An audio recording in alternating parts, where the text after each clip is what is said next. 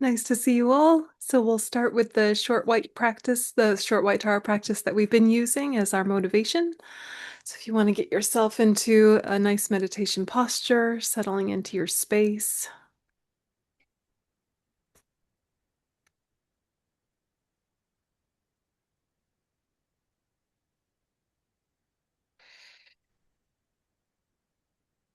I take refuge until I'm enlightened in the Buddha, the Dharma, and the Supreme Assembly. By my merits of generosity and so forth, may I become a Buddha to benefit transmigratory beings. I take refuge until I'm enlightened in the Buddha, the Dharma, and the Supreme Assembly. By my merits of generosity and so forth, may I become a Buddha to benefit transmigratory beings. I take refuge until I'm enlightened in the Buddha, the Dharma, and the Supreme Assembly.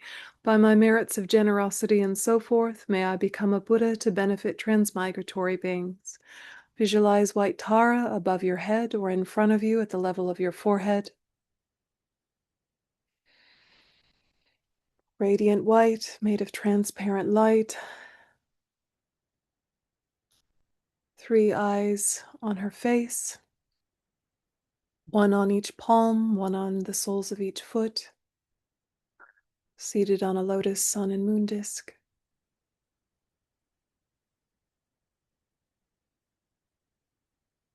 Three-dimensional, alive, one in nature with all of your teachers. And visualize long life nectar coming from Tara's heart. This blissful white nectar enters your crown and completely fills your body.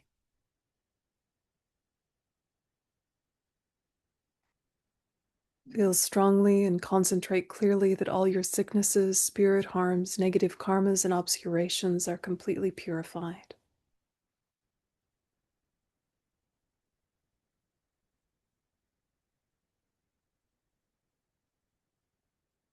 And add the mantra to the visualization. Om Tare Tutare Ture Mama Arya Punyanjana Pushtam Kuriye Soha Om Tare Tutare Ture Mama Arya Jana Pushtam Kuriye Soha Om Tare Tutare Ture.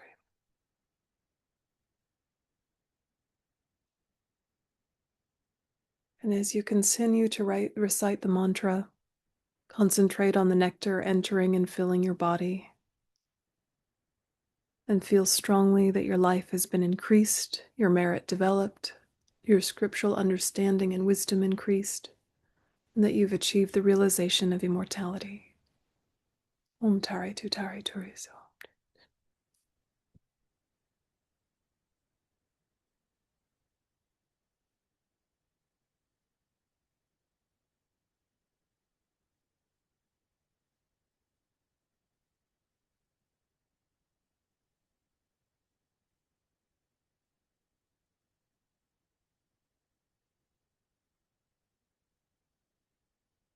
Om Tare Tu Tare Ture Soha. So dedicate the merit to achieve Buddhahood in order to benefit all sentient beings.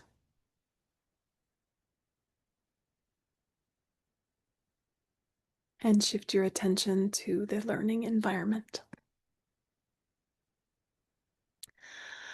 Okay, nice to see you all. I thought we would do a few hanging issues of questions that people have had, and then we would go on to some other material and kind of do more deep dive into the practice. So again, I know this is a mixed group with some of you very new to the practice and some of you very familiar with the practice. And so hopefully there's something for everyone. If it's familiar, feel it deepening and reinforcing. If it's new, try not to get overwhelmed. Just be like, oh, cool, there's so many layers I can work with over time. So just kind of remembering your approach to the content is as important as the content itself. All right. And so here we go. One of the hanging issues was people wanted to know a little bit more about Amityas. So Amityas or and Amitabha, two aspects of the same deity, is described in the longer sutra of a name I cannot pronounce, but it is written there and you can see it. And so the Buddha begins by describing to his attendant Ananda a past life of the Buddha Amitabha. He states that in a past life, Amitabha was once a king who renounced his kingdom and became a bodhisattva monk named Dharmakara, or Dharma Storehouse. Under the guidance of the Buddha Lokeshvaraja, world sovereign king, innumerable Buddha lands throughout the 10 directions were revealed to him.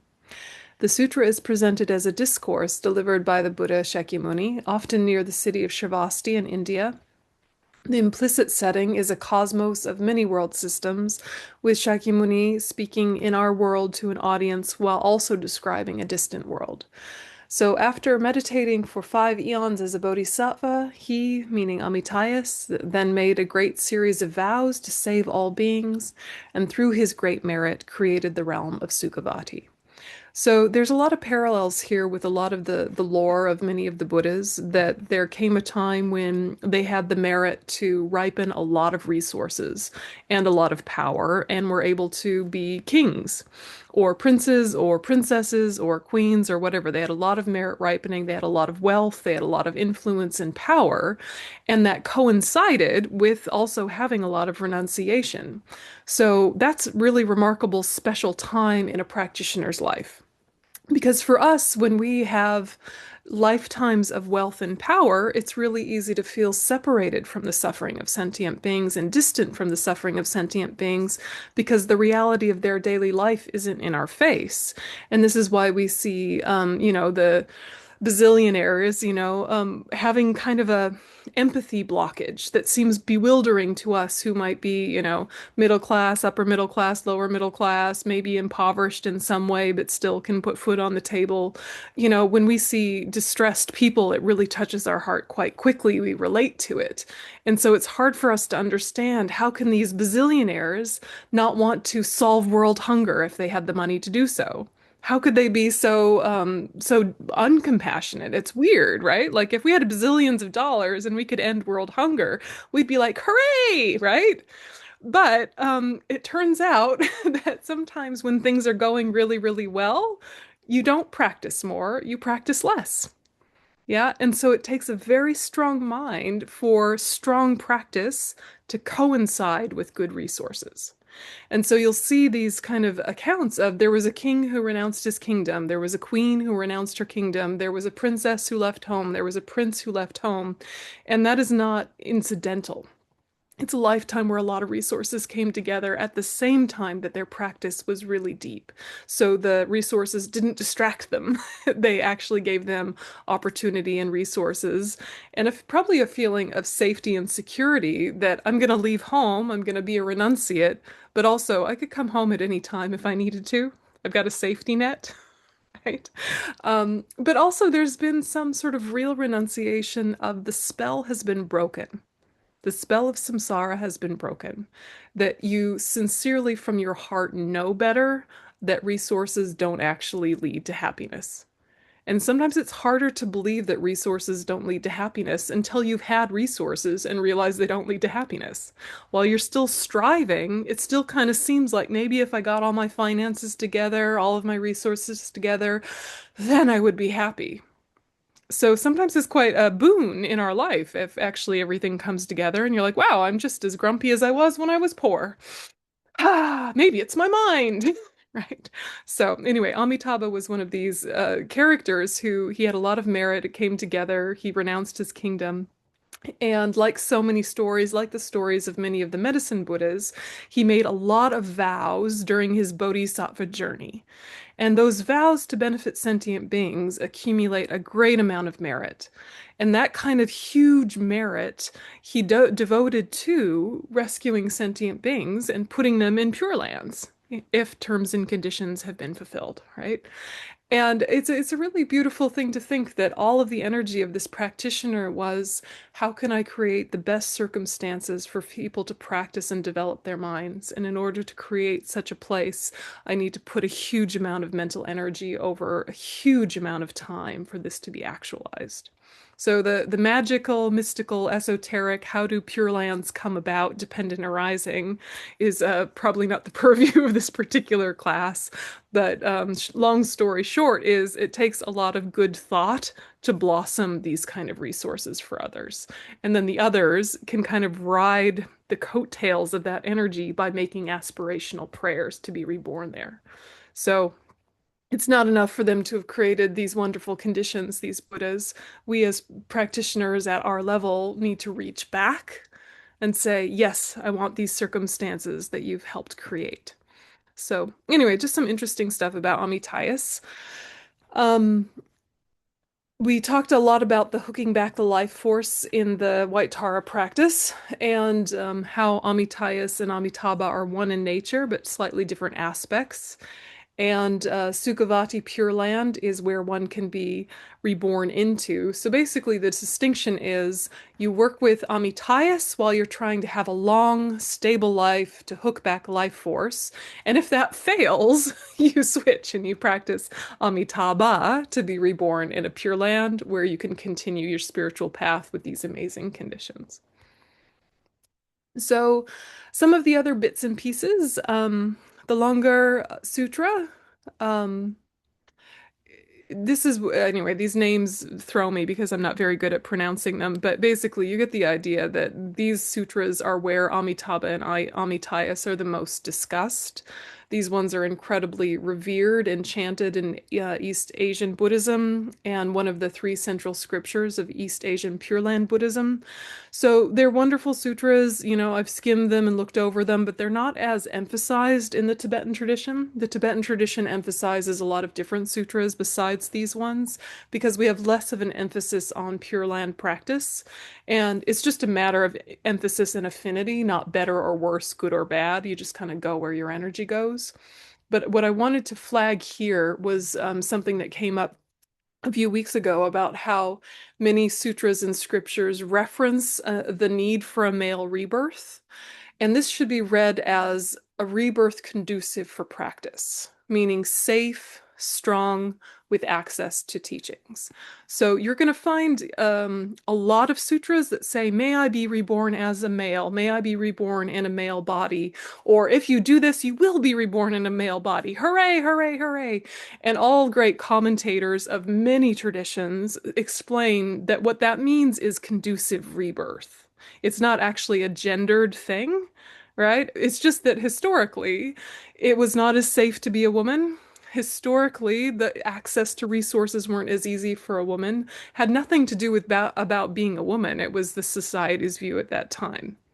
We can get really reactive about this gendered language, and I understand it and I empathize, and at the same time, I encourage us to have spaciousness and curiosity about why did they say that.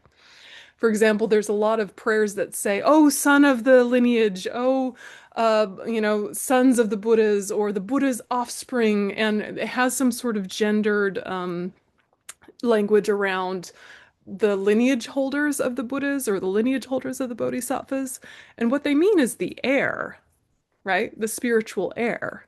And of course, traditionally, sons were the ones that would inherit in ancient India.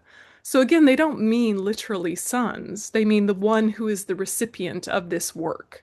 So the bodhisattvas and their sons, well, lots of bodhisattvas are ordained. They don't actually have any sons or any daughters. They're not even talking about real offspring.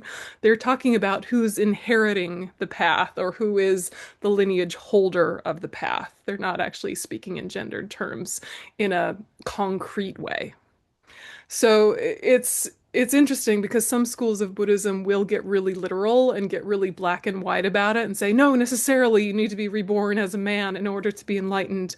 And pretty much all modern day scholars say there is so much evidence that even in the Buddha's time, he would never have said that.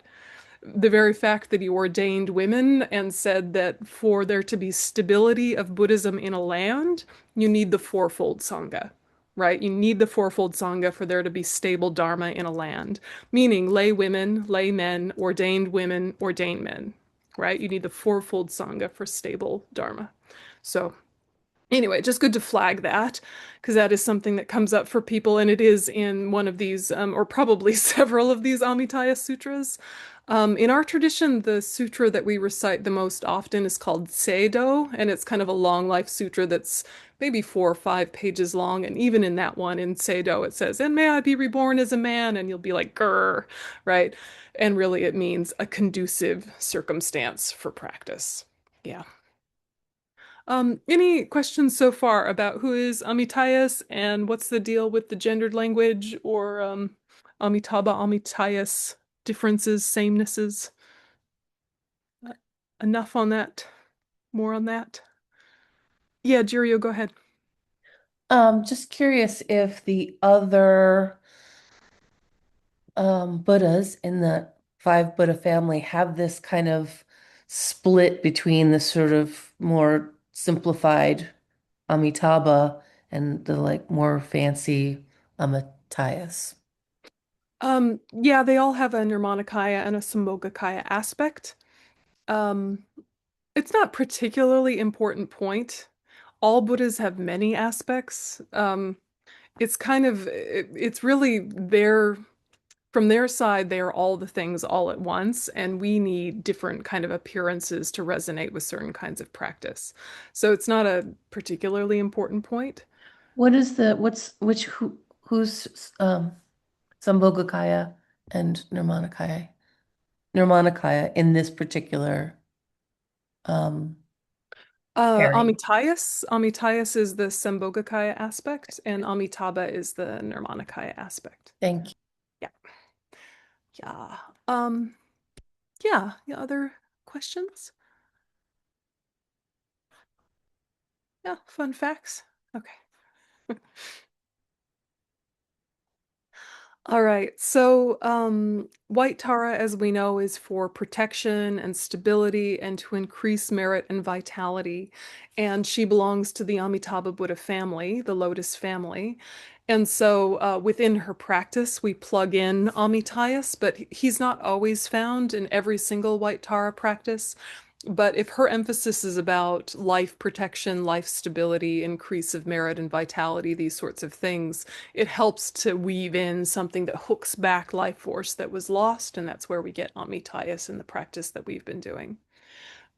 Just to review, the reason for doing long life practices is to clear obstacles to untimely death and to have a long, powerful life in order to deeply practice the Dharma for the sake of all sentient beings.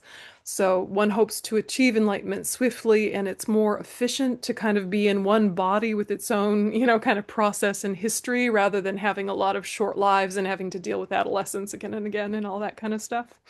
So, I guess another thing to realize that we do with White Tara and Amityas is long life pujas.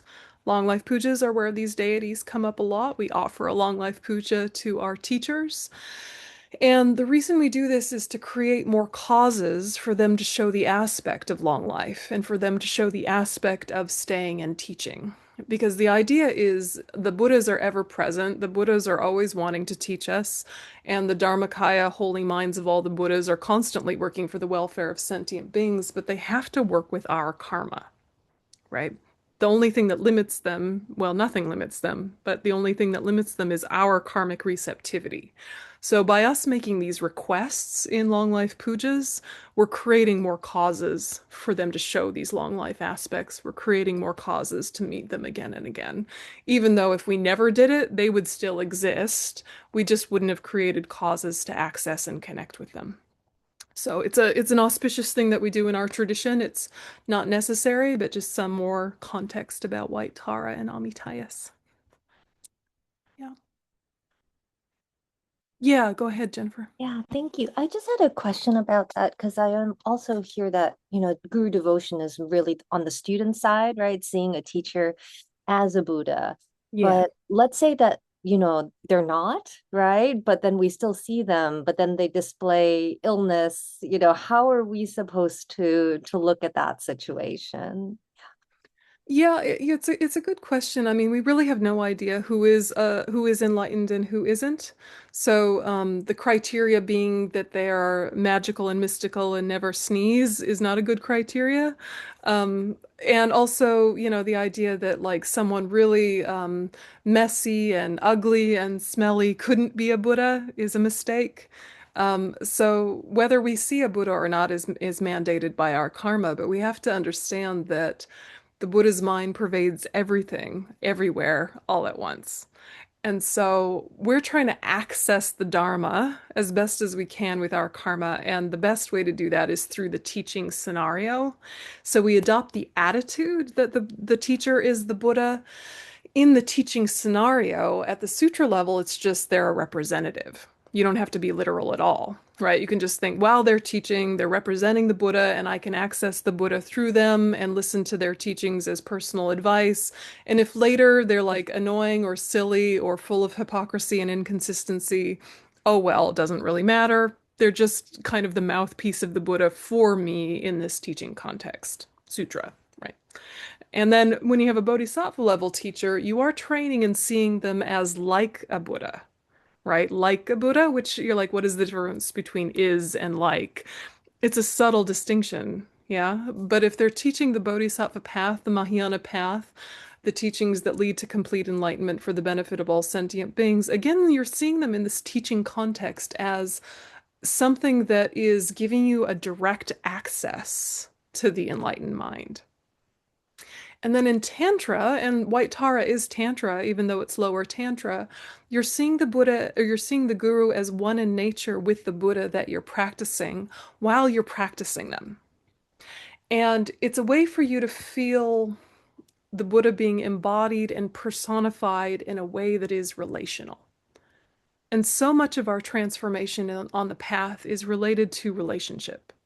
And most of our relationships, maybe all of our relationships, are contaminated with attachment and anger and jealousy and pride and all the mess that we bring to everything. And so, what we're trying to do is tidy up relationships by zooming in on this teacher relationship as the emphasis and adopt the attitude that they are perfect and pure and everything they do, ordinary or otherwise, is for our benefit. So if they sneeze, if they pick their nose, if they shout at us, if they ignore us, all of that is seen under the kind of heading of this is a teaching for me to purify my mind in some way. Or I don't have the karma to see a pure Buddha, so this is the only aspect I can access. You only do that after you've checked them a great deal and seen that their ethics are really tidy and that their behavior is consistent enough that you can then shift into this Vajrayana tantric relationship with them and see them as one in nature with White Tara or one in nature with whatever Buddha you're practicing, and for that to not rattle your mind. That their appearances aren't so problematic that to see them as a Buddha is going to make you crazy, right? Or make you tie yourself up into, pretzels and mental gymnastics. So that's why you really wait with a teacher before taking them as a tantric teacher, because it gets more and more direct, more and more literal how you see them in relationship to the Buddha. But even your tantric gurus, those you've taken empowerment from, it's mainly on your cushion during the sadhana that you're seeing them as one in nature with the deity. Also in teachings as best as you can. In everyday life, you do your best, but you don't have to be too literal about it or too, like, kind of get too weird about it. Like, why did they drink their tea with their left hand instead of their right hand? Are they telling me I need to emphasize emptiness? Like, we can get really weird about it and like overinterpret and constantly interpret every little thing that they do. If you're doing it in a playful, curious, spacious way that's just assuming the Buddhas want to be teaching you all the time, that can be a really beautiful experience. But it's easy for us to get weird about it and to get kind of creepy about it and to get neurotic about it and codependent about it. So it's better to kind of leave the whole concept of ordinary aspect of a teacher as I either don't have the karma to see them purely, this is a kindness of them being relatable, or how about I just don't worry about it and think of them in their purest form when I'm on my cushion, those moments in teachings when they've moved my heart. Yeah. So it's a conundrum, but we need to know what level of teacher we're talking to. It kind of boils down to that. Yeah, and it's really only our Vajrayana tantric teachers that we need to be so direct about seeing them as the Buddha. The other teachers, we don't need to be so as the Buddha about it. They are the mouthpiece, they are the gateway, they are the representative, particularly in the teaching context. And the rest of the time, they are whatever they are. And we don't have to worry if they're a Buddha or not. We just have to worry, are they qualified to teach this subject? Have they done their proper study? And thank you. And maybe just a quick follow-up. And the context is I'm sometimes seeing students like really self-flagellate, right? Yeah. If a teacher has a aspect that's negative, it's like, oh my God, what did I do? And I'm not a Yeah. good enough practitioner. And I'm like, well, that doesn't quite seem healthy either. So I'm just trying to figure out, yeah, the right balance. Yeah. Yeah, people bring their baggage, right? They bring their baggage and the guru disciple relationship. It's like a mentor student relationship, but a little bit more so, like, when I was a teenager, I was a baker's apprentice, right? And so the head baker was teaching me how to be a baker. And she was my mentor in understanding kind of people management and customer dynamics and how to make bread and all of the things. And also she would drink Heineken at 6 o'clock in the morning, right? Which I feel is unnecessary for bread baking, unrelated activities, right? But rock on. It's her bakery. She can do what she wants. Yeah. So the fact that she would walk in and like immediately open a beer upon opening the bakery was kind of troubling to me as a teenager. I felt like perhaps that was too soon for the drinking. But anyway, what can I say? I'm, 17 or however old I was. And yet I learned so much about life from her, despite her foibles. So we have relationships like that in our life, right? Where someone is flawed, they have, quote, feet of clay, they are imperfect, right? And nevertheless, we've learned a great deal from them. We have that experience before we got into the Dharma or alongside our meeting the Dharma. Now we're switching it into how do we use this same kind of knowing of you can glean wisdom from imperfect sources while thinking the imperfection itself is coming from me, not coming from them, right? Then it gets tricky.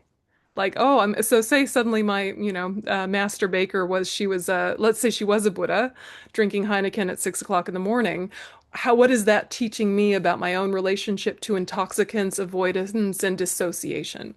What is that teaching me about blah, blah, blah? It's like at never at any point am I thinking drinking alcohol at 6 a.m. is a great idea and everyone should do it because the guru did it, right? I'm thinking, this is an interesting display. I wonder what it's saying to me through the lens of the Dharma. And this is where people get tangled with crazy wisdom stuff, right? Is like the guru does something outrageous and they take that as a mandate to do the same, rather than as a what is this appearance telling me about my own negative states of mind? So if the guru is embezzling tons of money from the Dharma Center, that doesn't mean, oh, I should do that too. You would think, oh no, I know about the teachings on stealing. I know about the teachings on karma and the use of resources. If the Lama is doing this, it must mean that we need better policies at our Dharma Center to prevent such negative actions. And he's doing this outrageous thing to remind us to be less lazy about our policies, right? Now, it could be he's just like a greedy butthead, right? We don't know. We have no idea who anyone is. But if we decided that they're our teacher, then we're choosing to see them in this light for our own benefit. So this is again why we don't choose our teachers lightly. We want to make sure that the appearances that they show regularly are ones that suit our mind and are not going to provoke us into these kind of mental gymnastics that are exhausting. What we want to be able to work with is why did he or she ignore me one day but give me attention in class another? What does that say about where my mind was in class that day? Oh, okay. When they ignored me, I was full of pride and I wanted to be seen and validated and for them to say I was smart. That's maybe why they ignored me. Now, of course, they might have ignored you because they just didn't even notice you and they're oblivious or they were annoyed by you that day and they were going through their own afflictions. It doesn't actually matter who they are. It doesn't matter once you've chosen them, right? But before you've chosen them, it matters a lot. Do you understand? Yeah, so, again, it's a gradual thing. You can start sutra level, then bodhisattva level, perfection level, then tantra level, and each level of guru-disciple relationship implies a different way of viewing them. Yeah. So we're talking tantra. So if you have a white Tara empowerment, you are seeing the teacher who gave you white Tara Jainong as white Tara, literally in the sadhana, one in nature. And when you see them at the grocery store, you don't have to. Right? You can try, you can play with it, see what it does for your mind, and it's mostly about your cushion. Yeah. Yeah, any other questions about that? I know it's a big topic. Good. Good. Okay. So say the Amityas bit doesn't work, right? No hooking back life force, you're about to die. Then you switch your emphasis to the Amitabha aspect, and you can do things like POA, transference of consciousness. So the idea is that at the time of death, we or a lama on our behalf can practice POA to facilitate our rebirth in a pure land. And this is something that's really interesting to explore because the question becomes, what are the best circumstances for you to become enlightened? For you to become enlightened, you might really love a heavenly atmosphere, a retreat-like atmosphere with all of the possible, resources and influences and teachers for you to progress along your path. Or you might know yourself and think, actually, I want to be a human again because the suffering and the challenges and the difficulties of being human spur on my practice.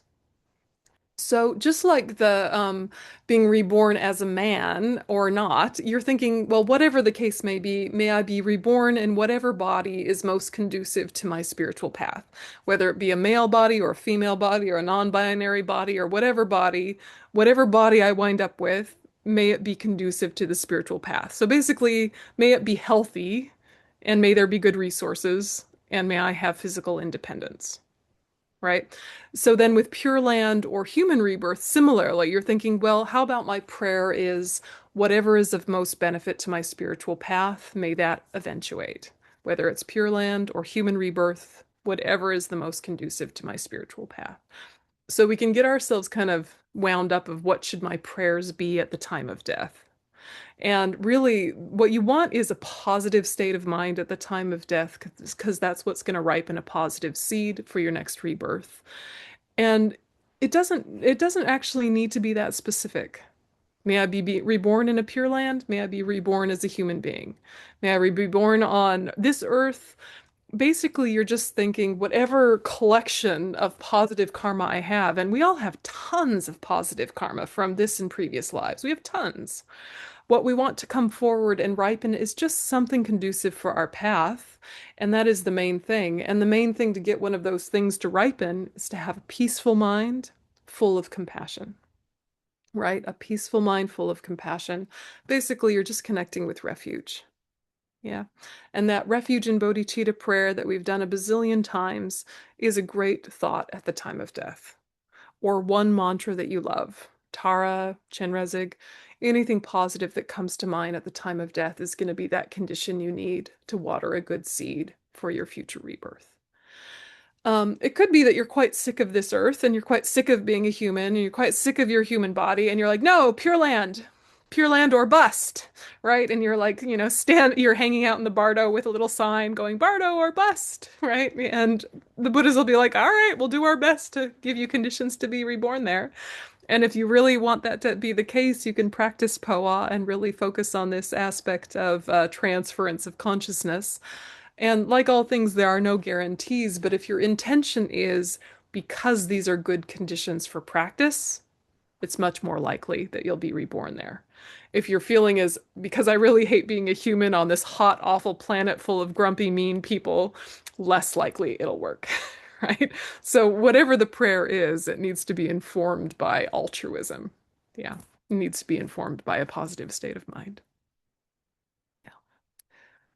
Any questions about that, about POA, or about seeds ripening at the time of death? This is a familiar enough concept to most of you. It really serves all of us well to have a pithy, succinct, distilled version of our practice that we can call to mind when we're in physical pain, when we have brain fog, when we're in distress.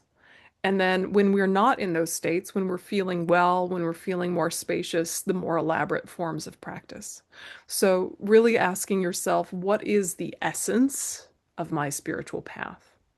Is it one word? Is it compassion? Is it peace? but I need to know it. I need to have that touchstone. Because if that is clear and articulated and repeated every day to myself, it will kick in at the time of death. Even if I have a sudden death, like I'm hit by a bus, it'll kick in because of familiarity. And already you have a sense of what your spiritual path is, and you have a sense of what the most important things are to you. But getting yourself to articulate it and distill it into its simplest, most direct form, like a touchstone, is really, really useful. And to call it to mind in any moment of stress. You know, you're in traffic and it's suddenly really intense, and you're probably not going to die, and you're probably not going to have a car accident, but it's scary. And you think, compassion, oh, mani padme hum, or whatever it is. That means it's a lot more likely to kick in at the time of death. Yeah. If first thing in the morning when you wake up, whether you wake up happy or grumpy, whether you wake up foggy or clear, your first thought is compassion, O mani padme hum, or whatever it is. Again, that kind of habituation and familiarity is really going to serve you. So decide on it and repeat it. Yeah, if you want a good rebirth, get yourself very clear about the short form of practice that you return to again and again. Okay. So, some cool things about Kriya Tantra. Cool things about Kriya Tantra is the way in which they do self-generation, the steps of self-generation. They're called the six deities or the six devas.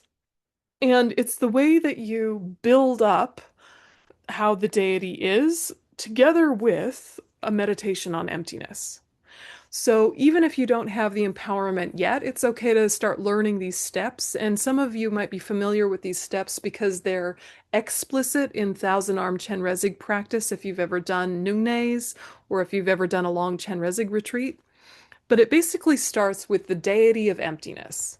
So all you're doing here is you're just meditating on the emptiness of inherent existence in the same way that you did before Tantra. So you might use the king of reasons. You might think, okay, all phenomena are empty of inherent existence because they dependently arise. There is not one thing that is independent, including my own self. You know, whatever. You take some short form of your emptiness meditation and you sit there in that space and you gradually release the analytical aspect and just kind of abide in that place of palpable possibility, right? Like that womb-like sphere of potential. So kind of, get yourself into that spaciousness that's not cold, empty nothingness, but is like wholeness and potentiality. And then from that space, something is born. And what is born is the deity of sound.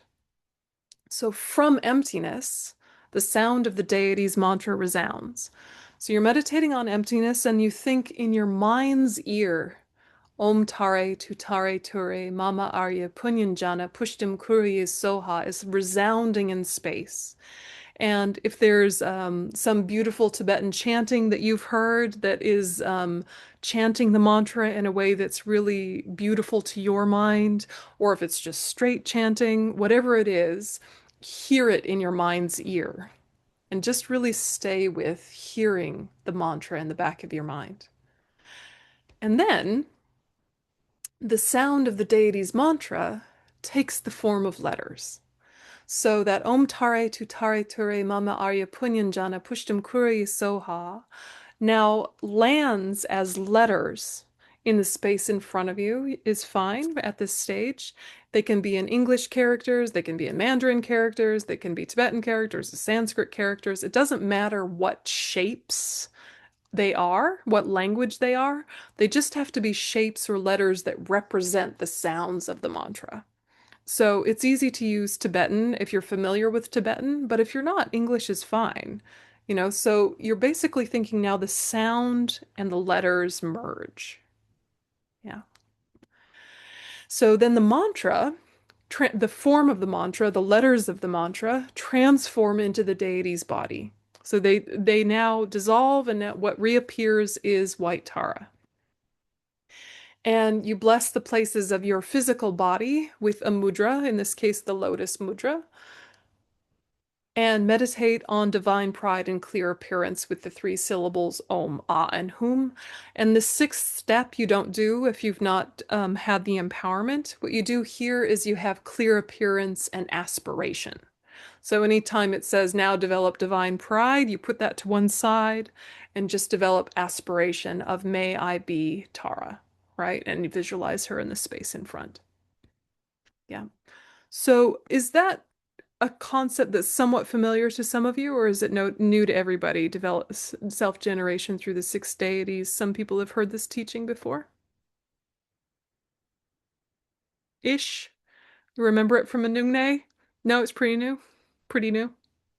Okay, so we'll go into it in a little bit slower form then, shall we? Okay, so number one, from the top. Okay, so in this context, the deity of emptiness or the ultimate deity refers to the contemplation of emptiness of oneself and the deity. So in meditation, one reflects on the empty nature common to both the deity and oneself. From the standpoint of ultimate nature, there is no difference whatsoever between all the varied appearances of phenomena. They are all equal in lacking inherent existence. And that's from the text, The World of Tibetan Buddhism by His Holiness, that I really recommend. So, your meditation on emptiness really is the same meditation on emptiness that you've been doing your whole Buddhist path, but you're also specifying that we're talking about a few key things that are specifically brought into the awareness of emptiness, which is you and White Tara and the Guru and everything, right? But you and White Tara is the main thing because it helps us really break down the sense that we are fundamentally different than a Buddha, or that we fundamentally cannot become a Buddha. She is empty of inherent existence. We are empty of inherent existence. That emptiness is like possibilityness, right? It's not nothing, nothing. Yeah, it's possibilityness. She is dependently arisen. We are dependently arisen. We can become like her. Yeah. So here's a description of the ultimate deity. Meditation within settling well, in dependence upon a middle way reasoning, such as the lack of being one or many and so forth, that one's mind is empty of inherent existence is the suchness of self. Then, meditation on the fact that the suchness of whatever deity is being meditated and the suchness of oneself are indifferentiably without inherent existence is the suchness of the deity. That twofold suchness or emptiness is the suchness, empty deity from among the six deities. Now, we might be getting thrown by this whole idea of the six deities or the six devas, like these are whole other Buddhas that we're meditating on. They're not. It's just the title of the steps of the meditation of self-generation as White Tara or as Chenrezig. So don't get thrown by the term deity. But here in this first step, it's really looking at the fact that she is just as empty as we are. She is just as dependently arisen as we are. And it really helps that kind of excessive dualism that we have between ourselves and the practice that we're doing. And so in a lot of the sadhanas, you'll see it flagged here with this mantra, Om Swavava Shuddha Sawadama Swavava Shuddha Hom, which means Om naturally pure are all phenomena, naturally pure am I. Or you'll see it in this form, Om Shinata Javadra Swavava Atmoko Hum, I have the nature of indivisible emptiness and wisdom, and this is used in higher Tantra. So you'll see this in the White Tara Sadhana mostly before the offerings are blessed, and you'll see it before the self-generation. And basically, in all tantric meditations, there is a prompt to meditate on emptiness throughout the sadhana. So forever in these tantric sadhanas, things are dissolving into emptiness and arising out of emptiness, and dissolving into emptiness and arising out of emptiness. And each time this happens, we're trying to break down the idea of solidness and duality. We're trying to break through the idea that any aspect of this stands alone inherently. It also stops you from thinking this is a magic spell I'll recite to magically become a Buddha out of nowhere, divorced from context or any real contribution on my part other than saying the words. You know, there can be this thing that happens where you feel like, I did the practice, I said the words. Why isn't it working? Well, because it's a dependent arising. The words are not enough just by themselves. The deity existing is not enough just by herself. There needs to be this active engagement with the content. So, remembering emptiness in a way stops you being a passive participant in your own enlightenment, because there is no enlightenment being a passive participant. Yeah. And that White Tara's enlightenment didn't come out of nowhere from nothing. It came out of emptiness because it's dependently arisen. And that is a very important distinction. And we have to keep coming back to the middle way again and again and again. So, in your tantric meditations, we are playing with form. We're trying to overcome ordinary appearance and grasping. And it's a different way of overcoming grasping at the self. It's a different way of overcoming innate ignorance than in the sutra path, but the view is the same, even if the technique is different. So whatever level of, tenant school you practice, if you've studied philosophical tenets at all, or if you've kind of gone into that whole area, that is really a huge factor in how deeply you can go with Tantra. So sometimes if it doesn't feel like our tantric practice is going anywhere, it might be time to circle back to philosophy and then plug the philosophy back into Tantra. Because Tantra relies on a lot of previous analysis having been done so that you can just tap in it through imagery and through sound at this stage in your path. Because when you're doing Tantra, you're not doing tons of analysis. You're doing a brief amount of analysis to touch into what you already know. Yeah. And so if that's not working, then you might just need a little bit more philosophy class. No worries. Yeah. Okay. So that's the first one. Okay. So, though the view is the same for both Sutra and Tantra, right? The view of emptiness is the same for both Sutra and Tantra. The difference is that the Tantric practitioners, after meditating on their own lack of inherent existence, proceed to reflect on the emptiness of the deity, as whom they will appear, and then reflect on the sameness of themselves and the deity in terms of their own and the deity's ultimate mode of subsistence and absence of inherent existence. So that's from Jeffrey Hopkins' Tantric Techniques, which is also a really good book. Okay, so the ultimate reality of oneself and the ultimate reality of the deity are viewed like water and milk, which mix so completely that they cannot be distinguished. Thus, the first step in meditating on oneself as the deity is to realize that from the viewpoint of the perception of suchness, oneself and the deity are the same. This realization serves to break down the conception that either oneself or the deity inherently exists. Okay, so all variations on the same thing. So the empty deity is kind of the most important part. Then we get into the sound, which is a lot more straightforward. So the second step is the deity of sound from within the sphere of emptiness, not literally a circle or a sphere, but from in, kind of the vast expanse of emptiness, that uniform ultimate nature of oneself and the deity. One imagines the deity in oneself resounding the sound of mantra. It is not in the form of a letter, but instead is mere sound. Maintaining this contemplation is the second step, the deity of sound. So you just hear it resounding. And if you can't hear it resounding, play a recording for a little bit and then turn it off and bring it to your mind's ear. So it's a little bit like when you visualize something, you need to have seen it first to be able to bring it to your mind's eye. Yeah. You're not staring at White Tara, meditating on White Tara, are you? You've seen her, you know what she looks like, you're closing your eyes, now you're bringing her to your mind's eye. Same with the sound, you've heard it before, and now you're bringing it to your mind's ear. Does it make sense? Yeah. So if you can't hear it in your head, play a recording for a little bit until it's clear, and then pause it, and then hear it in your mind. Yeah. Okay.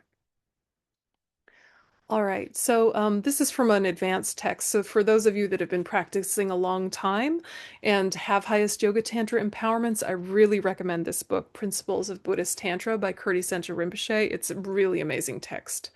So he says the sound deity is the empty resonance of the deity's mantra. In the sadhana of Avalokiteshvara, for example, we first meditate on emptiness, then the pristine wisdom realizing emptiness focuses on the sound of the mantra of Avalokiteshvara, Om Mani Padme Hum, or in our case, Om Tare Tutare Ture Mama Arya Punyanjana Pushtam Kuriya Soha, which resonates naturally in the space in front of us. The sound of the 6 syllables of the mantra manifests the pristine wisdom realizing emptiness, this pristine wisdom possessing both the nature of the realization of emptiness and the aspect of resonant sound is the very essence of the meditation on the sound deity. The sound deity is that held by mind. It arises from within an empty state. It has the nature of the deity and the aspect of the mantra resounding in space.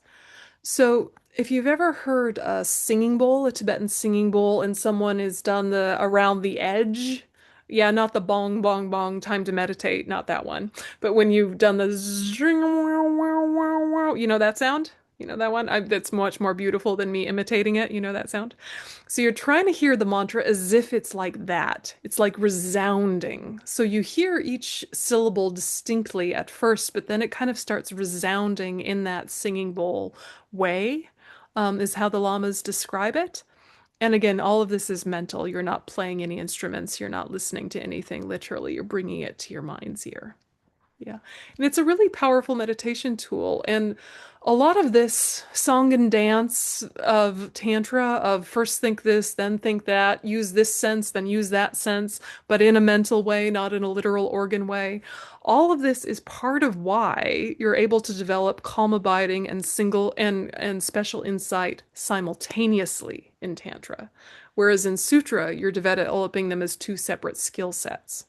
Yeah, in Tantra, you're developing them simultaneously again and again. You're bringing something to mind, you're holding steady on it, you're remembering that it's empty. You're bringing something to mind, you're holding steady on it, you're remembering that it's empty. And each stage of that really builds powerful concentration that is together with a type of analysis from the very beginning. So it's more work, it takes a lot more focus, takes a lot more merit, but it also creates a lot more merit and creates a lot more depth. So the mantra path is a lot faster and it's a lot harder, right? And so if it all feels like too much, just go back to meditating on compassion, and that's really excellent as well. Yes, never give up bodhicitta, but if Tantra feels too much, especially before you have an empowerment, it's okay to kind of like reel it back and again do it in its simplest form and not overwhelm yourself. Yeah. Okay, then, ta-da! We have the third step, the deity of letter. The practitioner visualizes that from within that state of self-resounding mantra and at one's own place or where you're sitting, the mantra appears in the shape of letters standing on a white moon disk. And if you don't have the empowerment, just in the space in front rather than in the place where you are sitting. The sound becomes visible in the form of the letters of the mantra. Then we are in the middle, surrounded by the mantra garland, or in the space in front.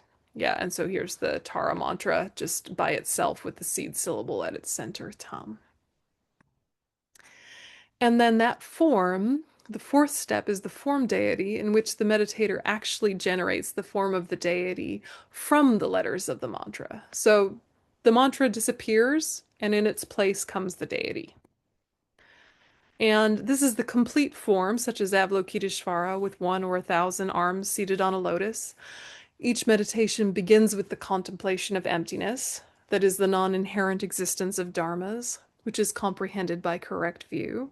This empty deity then manifests as the sound of the mantra resounding in space, in the aspect of the sound deity. The sound deity then appears as the letters, and then those letters form the form. Yeah, so step by step by step.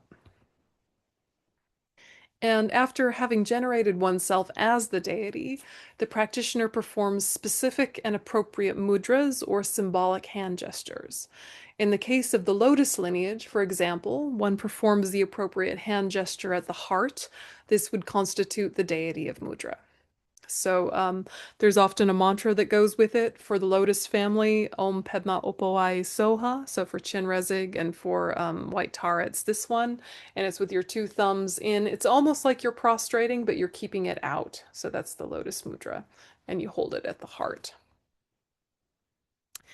And this fifth deity, the deity of Mudra, the seal deity, following the deity's form, we bless certain parts of the body using these particular hand mudras.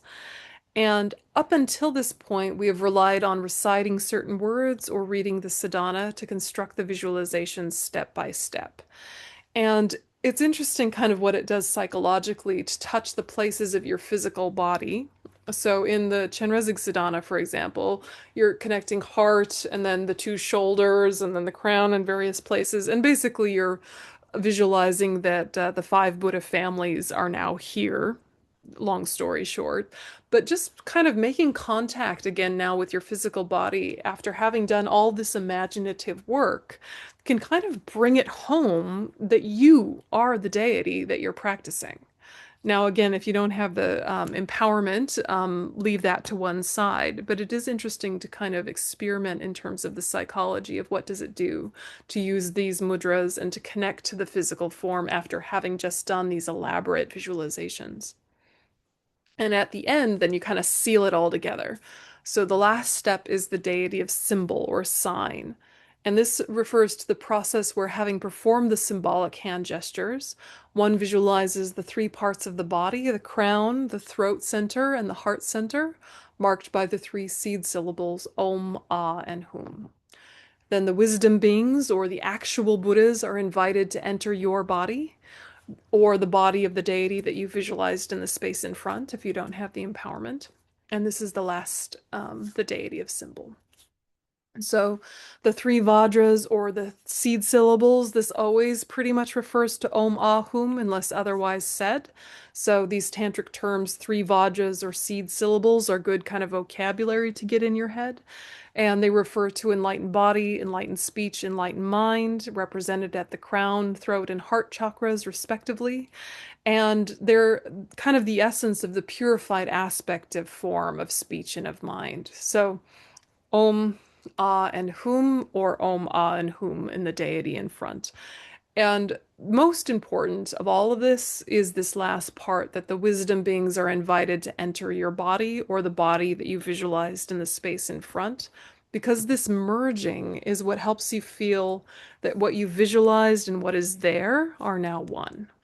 Yeah. And that this hasn't been just some elaborate construct of mind, that actually the enlightened beings are attracted to that form that you've created. Of course, they're already here, right?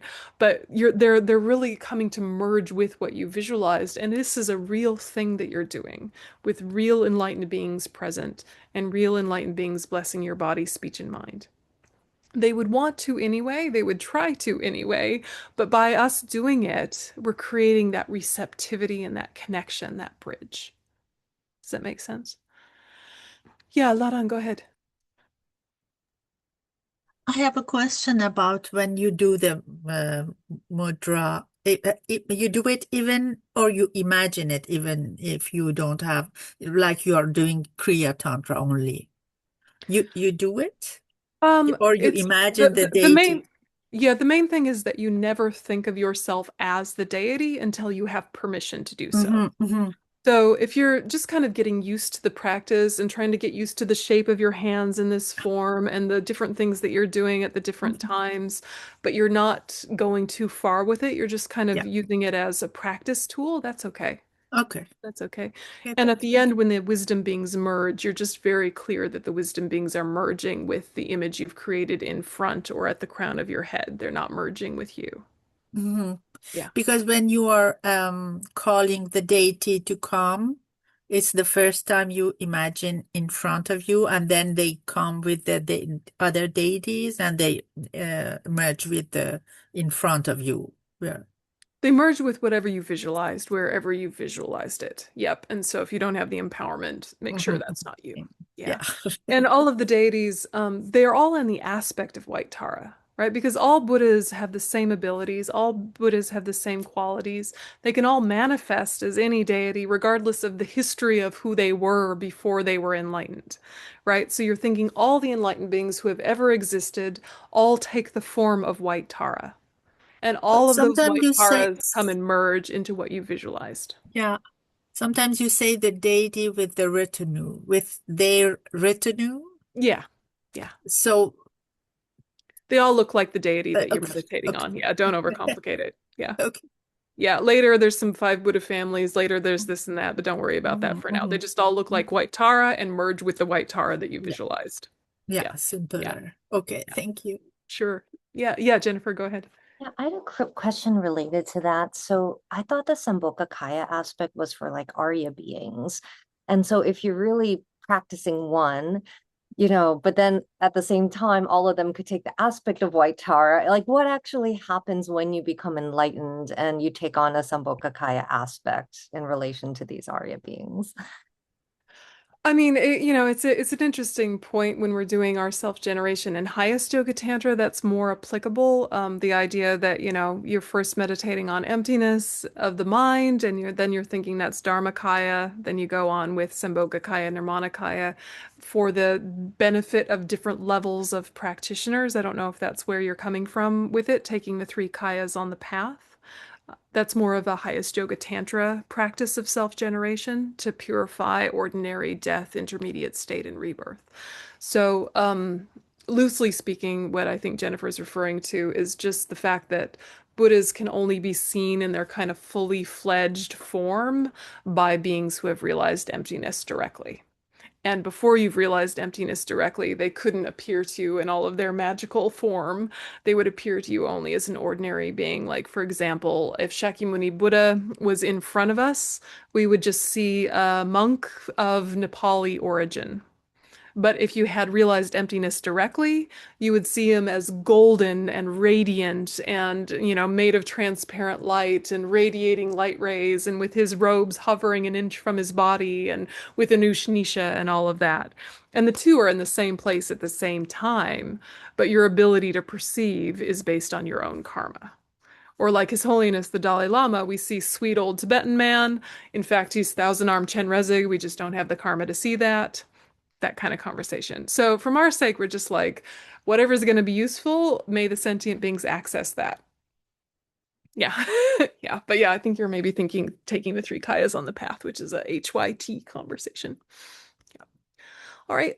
So let's take a 5-minute break and then we'll do the practice together. Thanks so much.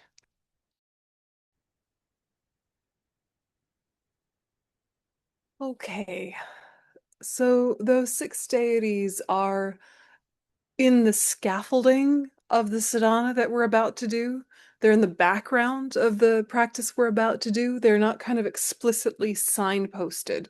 They inform the different layers of the meditation. And so once you know that they exist, you'll start to know, kind of which parts of the chunks and the paragraphs to pause and do some meditation on.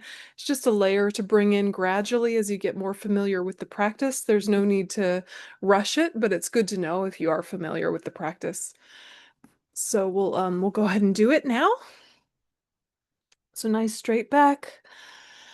Settle the body. And I've annotated the sadhana to flag the different parts where to not self-generate if you don't have the empowerment. So I'll just read it as written, but you can see the annotations and adjust your visualization as appropriate throughout. So a few deep intentional breaths, if that feels soothing. Grounding your body, settling your mind.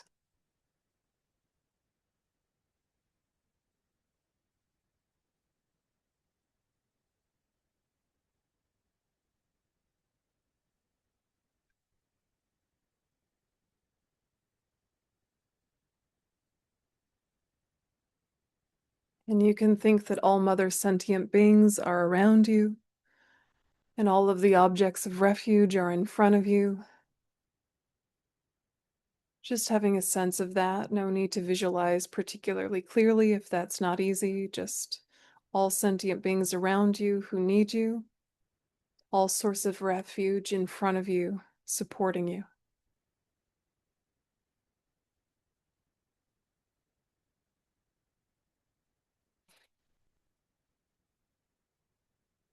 And add the prayer.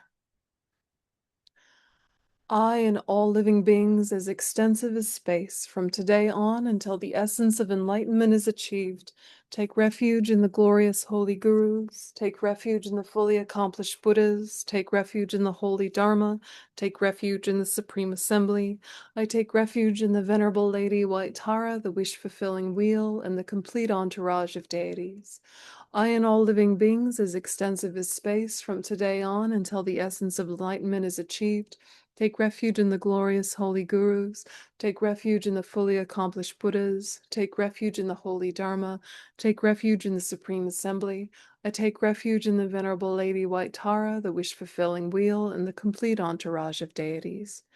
I and all living beings as extensive as space, from today on until the essence of enlightenment is achieved, take refuge in the glorious holy gurus, take refuge in the fully accomplished Buddhas, take refuge in the holy Dharma, take refuge in the Supreme Assembly.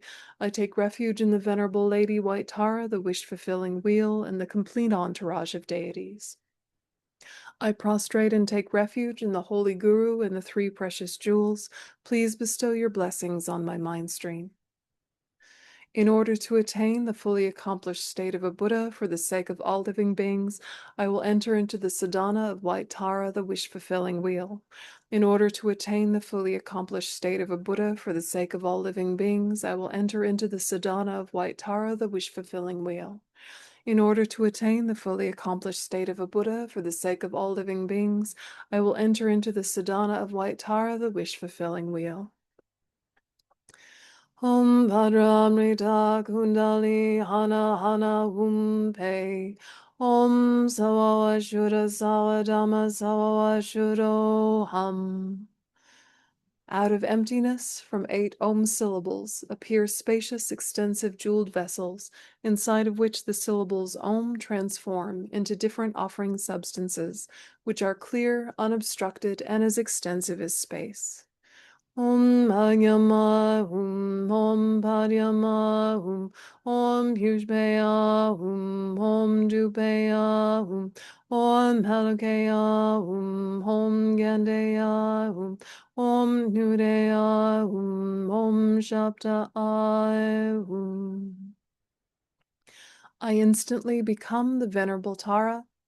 The syllable Tam at my heart emanates rays of light, inviting from her Patala abode in the Lady Tara, the wish-fulfilling wheel, surrounded by the assembly of Buddhas and Bodhisattvas to the space above. The light dissolves back into my heart.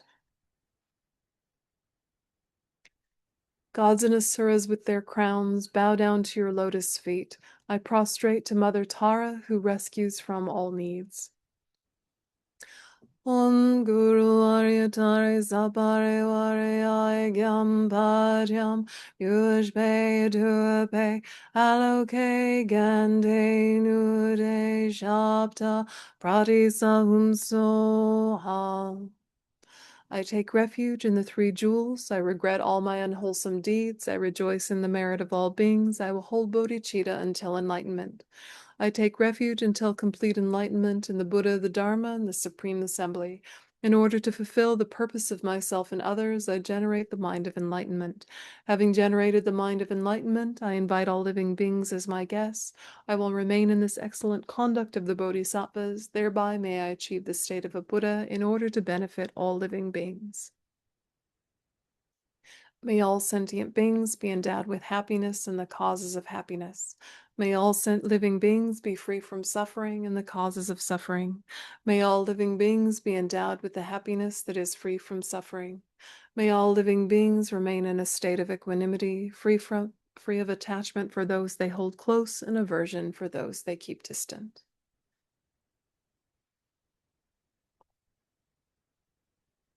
Om Sawawa Shuddha Sawadama Sawawa Shuddho Hum.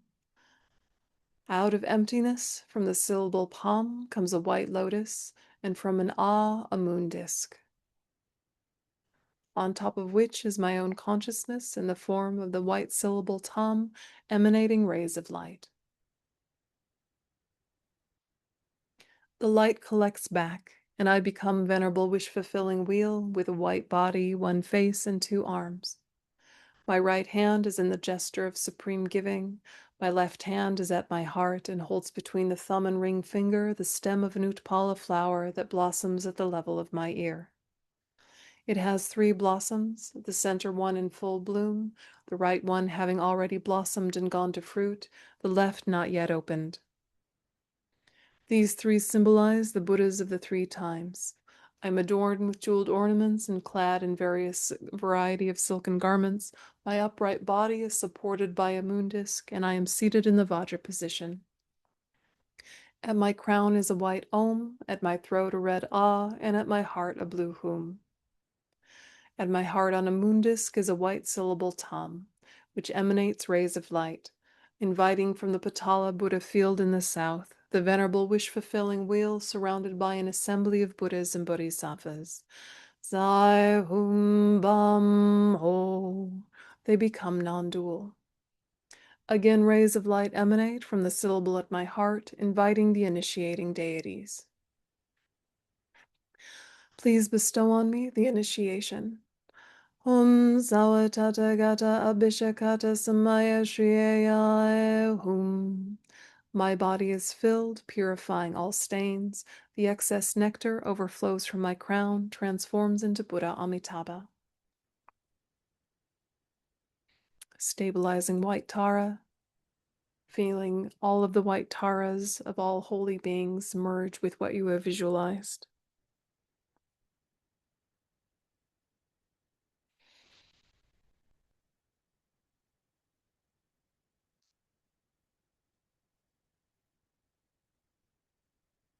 Om Vajramrita Kundali Hana Hana Hum Pe. Om Zawa Shura Sawadama Zawa Shuro Hum. Out of emptiness, from 8 Om syllables, appear spacious, extensive jeweled vessels, inside of which the syllables Om transform into different offering substances, which are clear, unobstructive, and as extensive as space.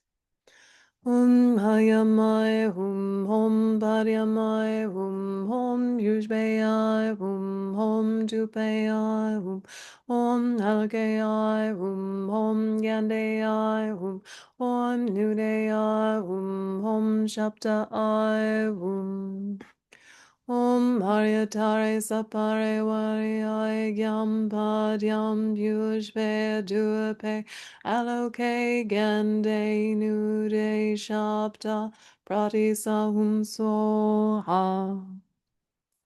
I prostrate to Mother Tara, the liberator of beings from existence, the one who liberates from the 8 worldly fears with Tutare, freeing from all illnesses with Ture, all the wisdom and activities of compassion of the extensive Buddhas, appearing in the form of the extremely beautiful goddess, bestowing longevity and supreme attainments to a great number of beings.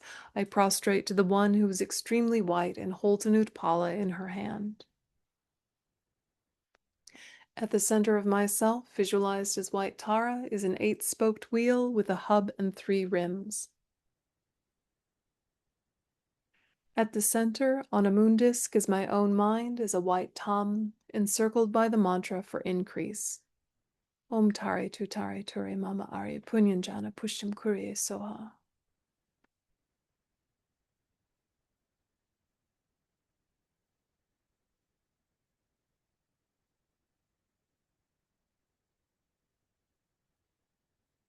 On the 8 spokes are the 8 syllables, Tare Tutare Ture Swa. On the inner rim, the vowels are placed counterclockwise.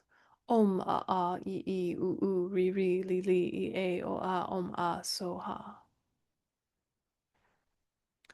On the middle rim are the consonants arranged clockwise. Om ka ka ka ka nga cha cha cha cha nya ta ta ta ta na ta ta ta ta na pa pa pa pa ma ya ra la wa sha sha sha hak sha so ha. On the outer rim is the mantra of the essence of dependent arising, arranged clockwise. Om ye dharma hetu prabhava hetun teso tatagato hayavada tezonchayo niroda evanvadi mahashramana ye soha. Taking a moment to stabilize that.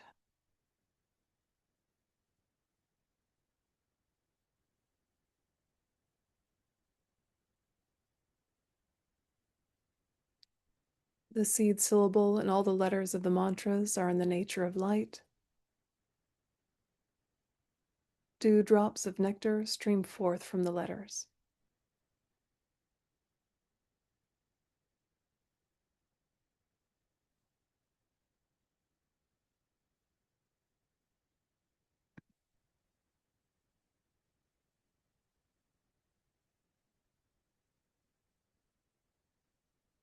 At my crown is the lord of the family, Lord Amitayas, red in color, with one face and two arms, holding a golden vase filled with the nectar of immortality, in the gesture of meditative equipoise. Clad in silk and jeweled ornaments, he sits in the Vajra position. He is adorned at the heart with the red syllable Hri. Take a moment and stabilize Lord Amitayas above your crown.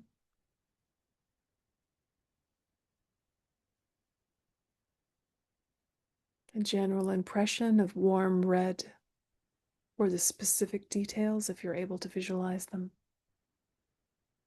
In particular, the long life vase in his lap.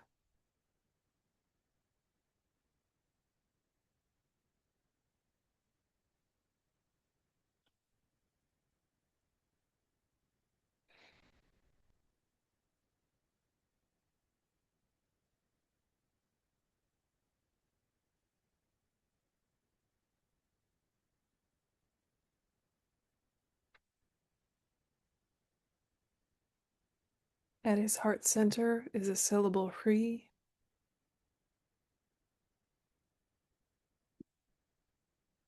from which hook-like red rays of light emanate in all 10 directions. Collecting all of my life energies that have been robbed, stolen, or caused to be taken away or scattered by human and non-human beings, as well as the essence of the 5 great elements and the life energies and merits of all living beings, the brilliance and dignity of the 3 worlds, and so forth.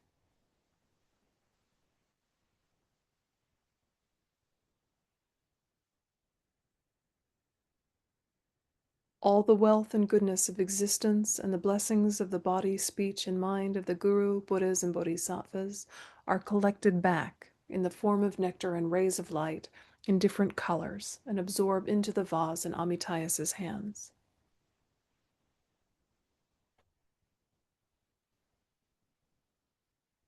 Hooking back all the energy that was lost through anger, coming back as blue light.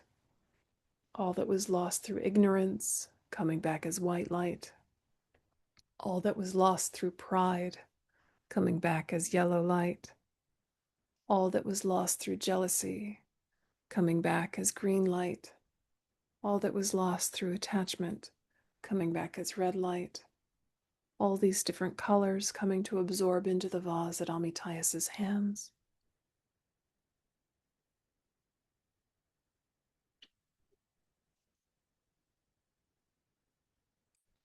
By this absorption, the white nectar overflows, enters into my crown opening, absorbing into the wheel, the mantra, and the seed syllable at my heart. From that, rays of nectar flow down, filling my entire body. My outer body is washed. The accumulation of unwholesome imprints and obscurations, illnesses, disturbances, and obstacles of life are cleansed and purified, thus restoring my life energies, merits, and broken vows and commitments, and I attain the city of immortality. Think thus.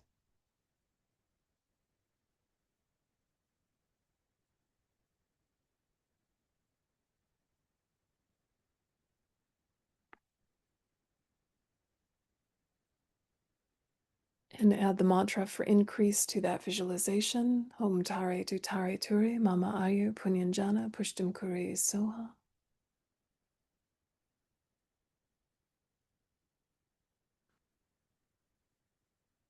And visualizing outside of myself is a white wheel made of space iron with space inside like 2 hats joined together. The 10 spokes above, below, and in the 8 directions have very sharp points, turning clockwise and at an extremely fast speed, thereby cutting into pieces all obstacles. Tongues of flame of light rays burn and swirl, and thus all disturbing forces are completely burnt like feathers burnt in fire. Think thus.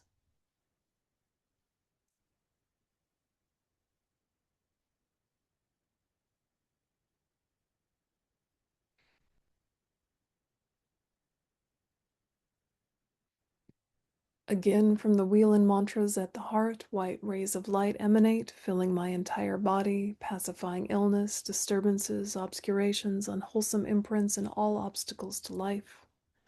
The rays of light go out through the pores of my body and form a white circle of light outside myself, bringing about the accomplishment of all peaceful activities.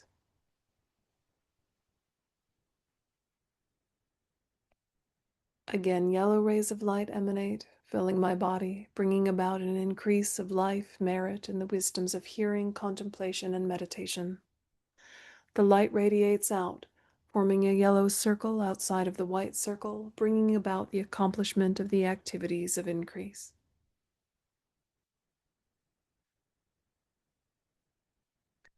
Again, red rays of light emanate, endowing me with the power and energy to bring the three worlds under my control. The light radiates out, forming a red circle outside of the yellow circle, bringing about the accomplishment of the activities of control.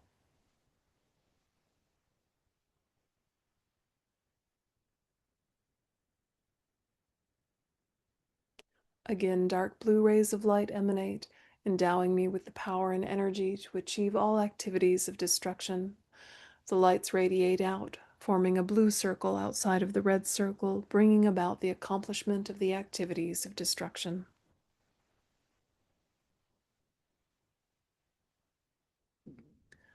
Again, green rays of light emanate, endowing me with the power to achieve all enlightened activities. Lights radiate out, forming a circle of green light outside of the blue circle, bringing about the accomplishment of all enlightened activities. Again, brown rays of light emanate, bringing about stability of all the power of activities and attainments. The light radiates out, forming a brownish circle outside the green circle, bringing about stability. All these 6 circles are egg-shaped and of one single piece, very hard and strong, and cannot be destroyed even by the winds at the end of existence. All the space between each circle is filled with fresh, newly blossomed blue Utpala flowers, soft and tender, stabilizing those layers of protection. White, yellow, red, blue, green, brown.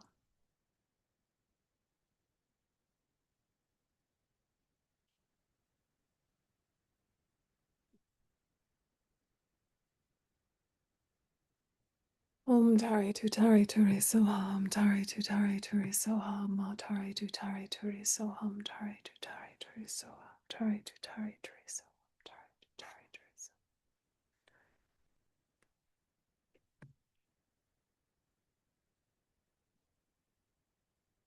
Om Tari Tutari Turi Soham. Purifying mistakes. Padmasava Samaya Manobalaya Padmasava Deno Barishna Dito Mebawa Sudokaya Mebawa Supokaya Mebawa Hanarakta Mebawa Sawa Siddhi Me Prayatsa Sawa Kama Sutta Me Siddham Triyam Kuruhum Ha Ha Ha Ha Ho Bhagawa Sawa Tathagata Padma Mame Musa Padma Bhava Mahasamaya Safa Ahum Pe. Whatever mistakes I have made because of not knowing or lacking ability or not finding the proper materials, please be patient with these. Om Hayatare Sapare Varaya Yam Padyam Yujme Dupe Haloke Gend Nude Shapta Pratisam Soha. All the wisdom and activities of compassion of the extensive Buddhas appearing in the form of the extremely beautiful goddess, bestowing longevity and supreme attainments to a great number of beings. I praise the one who is extremely white and holds a Utpala in her hand. Through the merit collected by this practice, may I quickly attain the state of the wish-fulfilling wheel, and may I lead all living beings without exception to her state of enlightenment, thus dedicating the roots of merit.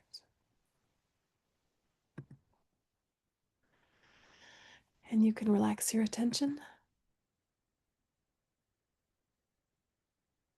There's a few follow-up resources that I really recommend. The Nungne text is for Chenrezig, but it describes a lot of the steps common to all Kriya Tantra practices, including White Tara. The Healing Nectar of Immortality, the White Tara Healing and Longevity Practice and Commentary, put out by Ling Press. That's a more advanced commentary for those of you familiar with the topic. And then all the cool stuff about Tara. In Tara, The Liberating Power of the Female Buddha by Rachel Wooten is a really good text. And also Gelik Rinpoche, Ringo Tulku Rinpoche, and Lama Zopa Rinpoche's texts are really excellent and recommended as well for follow-up. So happy practicing, everyone, and hopefully that gives you a better sense of the practice, and just gently, gently. Thank you so much. Thank you, Venerable. This is really wonderful, really precious. You're welcome. Thank you so much. And please come back and teach us some more. Thank you so much. Happy practicing. Thank you so much. Thank you. Thank you, Thank you, Venerable. Bye, guys. Venerable. Been very special. Thank you. Thank you.